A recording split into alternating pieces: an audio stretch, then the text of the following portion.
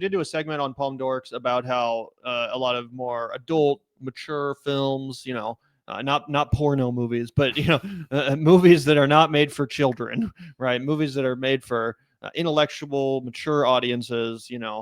Oscar season kind of films, movies like The Smashing Machine, movies like After the Hunt and Die My Love. The list goes on and on. There's been flop after flop, but it does seem like one film, Sentimental Value, has kind of been defying that trend a little bit, as it says here. Joaquin Trier's Sentimental Value scored $200,000 in just 4 theaters, an eye-opening $50K per.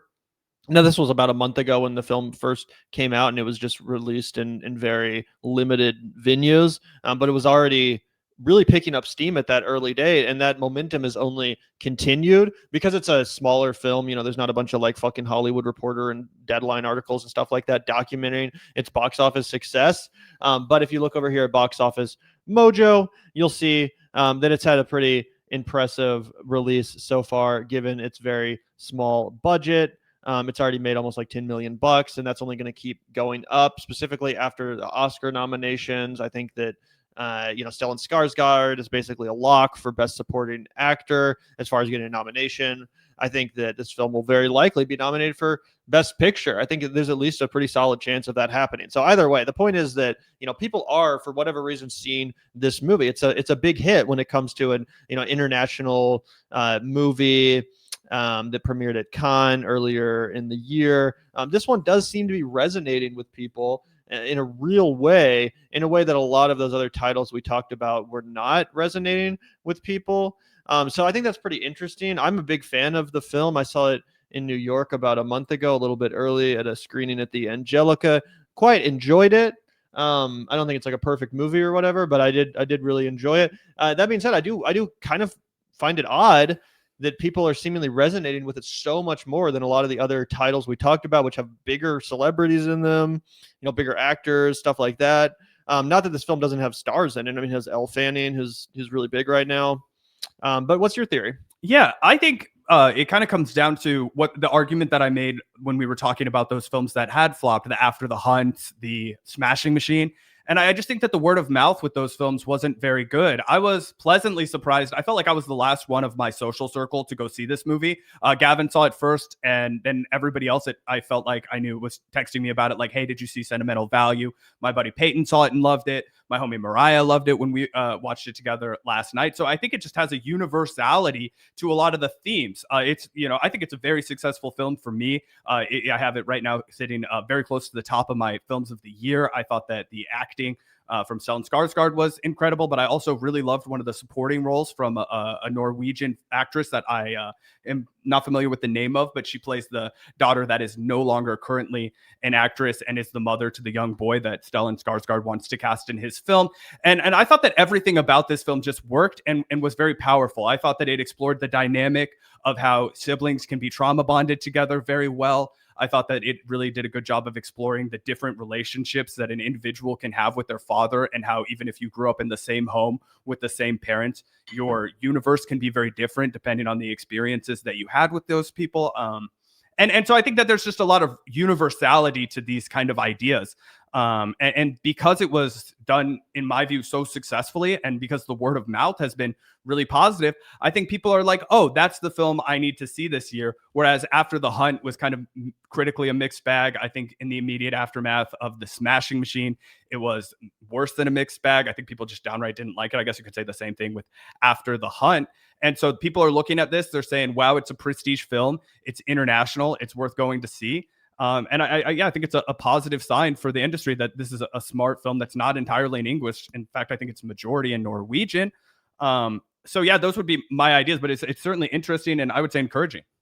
Yeah, it's definitely a piece of good news amid a lot of bad news about movies underperforming. It's good to see a film like this, which is, again, just a real movie made for adults. This is not pandering to children or to fucking Disney adults. No, it's like a real movie for real adults that want to go sit in a serious fucking movie and shit like that. So I totally agree with you. And yeah, I guess it is really just that simple. The word of mouth, the fact that a lot of people are connecting with the film and relating to it and all that good stuff.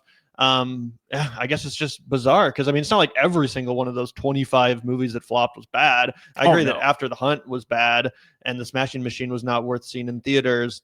But there was some downright, great films on that list. Some of them, I'm kind of blanking on the best ones that should have made more that didn't. But it is just bizarre that this movie is doing so much better than a lot of other films that are good, but that just totally came and went. No one really cared about him. I guess that what you're saying is correct though, that it's just that good of a movie, and it is a really good film. I quite enjoyed it. So good to see. Looking forward to whatever Joaquin Trier does next, because he's definitely people are going to be hotly anticipating his next project.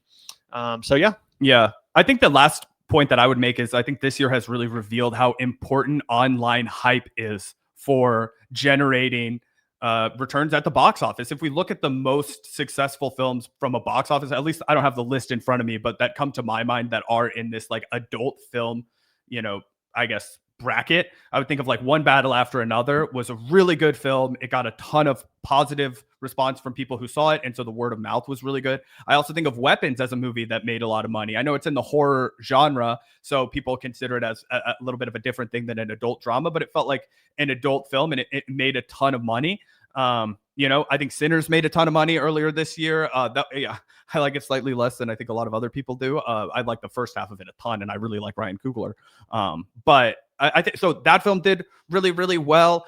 So I do think that there was just a run of stinkers that made the studio system feel like October is dying, right? Because you had that really bad October, and then you have The Running Man come out and flop. So I think a lot of people were like raising the alarm bells. But when it comes to really, really good movies that people feel like they have to see in the theaters or that are getting a bunch of online hype, like I'm imagining Marty Supreme is going to clean up because it has a ton of online hype. And I'm also hoping it's really good. So that would just be like, yeah, I do agree with that. I guess I would say that Sentimental Value has had awards hype. I don't know if I would, especially like 24 days ago when this headline came out, I wouldn't say that it was just like a ton of online hype. It's not like I could just get on Twitter and see tons of fucking posts about Sentimental Value and shit. So, I mean, I definitely agree with what you're saying, but I feel like it might be a little bit more awards hype.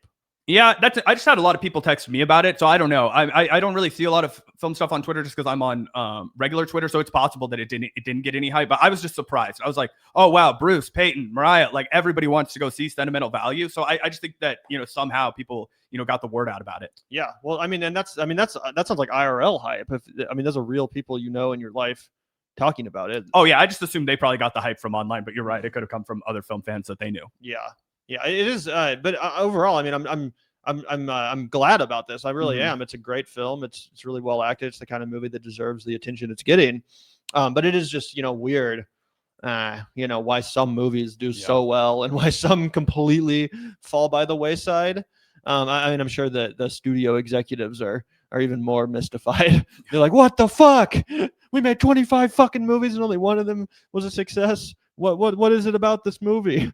I guess we're gonna put Elle Fanning in everything now. People love her ass." That's what they will do. They'll do some shit like that. And I do think that there is an element of randomness to it, right? Because a film that I think could have blown up in a similar way had like Stavros was in Bugonia, right? And it felt like Bugonia was getting a lot of hype for the first 48 hours. Bugonia, I loved. I really liked Bugonia a lot. I thought it was a very successful film, but it didn't seem like it did, make a ton of money. So that was one that I would also be surprised by. I know Eddington comes to mind, like John Waters put it at the top of his list of the year. PTA said it was one of his favorite films of the year. It's one of the best films of the year. Yeah, I really enjoyed it too. And yet it ate shit at the box office. So you're right that there are good films that were just completely forgotten. The Mastermind, I don't think made very much money at the box office, and I really liked that too. Yeah. But I could have seen The Mastermind getting a ton of hype because, Josh, I feel like it could have happened for a couple of other movies, but the movies that it did happen for, I think were for the most part, at least in the last couple of months, the best films to come out. Yeah. I guess that's correct. And I do think that, it's another continued reason why the Oscars is important, because it does get people to care about certain movies and it generates hype for them that otherwise people might ignore. Because I do think that Stellan Skarsgård being in the Oscar conversation is really helped this film penetrate the discourse, and same with One Battle After Another. Like, not that people wouldn't have seen that movie, It's a huge fucking spectacle. It's a great big screen movie. But I do think that it's true that, people say, oh, you better see this fucking movie because it's going to win Best Picture and you're going to want to know about it when everyone's talking about it a couple months from now. Like, that shit does help people get their ass to see movies like that, and Marty Supreme and Hamnet and all these kind of films.